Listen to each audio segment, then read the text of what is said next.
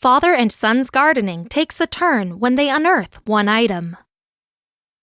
A man and his son planned for an afternoon of labor, hoping to install a fence in the backyard of their Bristol, England home. As they started working on the edge of their yard, however, they made a discovery that instantly threatened to obliterate their planned paradise. In April of 2018, Los Angeles expat Dom Lowe puttered around in his garden in true British fashion. The retired brewery director was ready to adopt all of the relaxing habits of a pensioner. Getting his gloves dirty with some gardening seemed like an idyllic start. On that sunny spring day, Dom recruited his son John to help him. The backyard space needed a facelift, and their first step in rehabbing the space involved building a fence around the perimeter.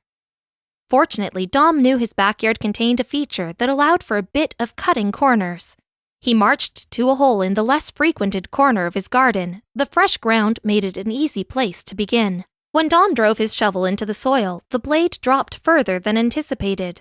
Good news, he thought. It saved the pair labor digging out the fence. But this was only the first of the surprises from what he believed to be a cesspit. Soon, he realized that hidden beneath the soft soil was a chamber. As they dug into it, they could hear the shovels clanking against objects they wavered were not big rocks. Dom knew his simple landscaping project was about to get a bit more interesting. So Dom lowered himself into the hole and pulled out a rust-covered but unmistakable glass bottle. Hey, it wasn't glamorous, but it was still cool to find treasure buried in the earth. But there was more. Realizing there was much more packed into the underground hideaway, John and Dom handed off one worn antique after another, including a metal iron, a kettle, colander, an OXO gravy tin, and a slew of other rusty household gadgets. The father and son were thoroughly enjoying their vintage discoveries until John reached into the earth and pulled out a cylindrical object that he couldn't identify offhand. Rather than spark up a guessing game, John saw the calculating look of understanding come across Dom's face. To Dom, it resembled the fin-shaped tail end of a piece of a bomb. Luckily, he could tell it was just a discarded piece, not anything dangerous. However, when John's arm pulled out the next object from the pit, Dom's grin shifted into terror. That looks like a bomb to me. Hand it over straight away, Dom instructed a bewildered John. The likelihood that an active explosive found its way into a hole in their back garden was not completely unheard of. See, in the 6 months from November 1940 to April 1941, 1,299 people died as a result of bomb raids over Bristol. Those that lived dealt with the terror of watching their homes, churches, and loved ones collapse underneath the deadly shower of explosives. The danger didn't disappear when the German planes flew past. So many bombs were recovered after World War II that the government couldn't keep track. Millions of tons of explosives were deployed over Europe, including a 4,400-pounder nicknamed Satan.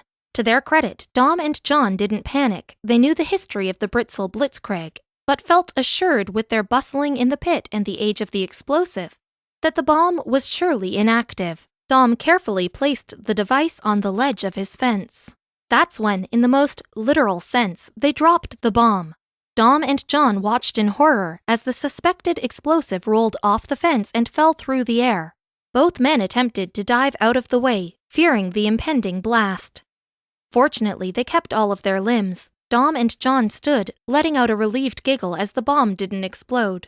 Still, they called the police to avoid any foolish catastrophes. Avon and Somerset police officers kept the Lowe's company while they waited for the bomb squad. The Royal Logistics Corps bomb squad swooped down over Dom's backyard. Suddenly, his humor over their find vanished. Potentially, he could have triggered an explosion and obliterated the neighborhood. He felt a twinge of relief that it was up to the experts now. On first glance, the pros confirmed the suspicions. It was a bomb, all right, a German incendiary left behind from over 70 years before.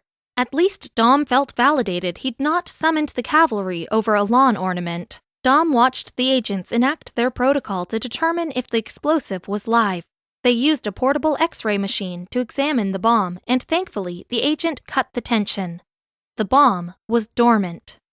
According to the Royal Logistics Corps, stumbling upon an inactive bomb is rather common. It was all part of the German raid tactic. Along with the live explosives, they'd drop a percentage of inactives. That way, the cleanup efforts could be potentially as fatal as the raids themselves. With no risk of explosion, the bomb squad packed up, but they left the Lows with a memorable parting gift: the dusty old bomb. Dom and John relished their discovery on its own, but keeping their historic treasure was better than any old fence.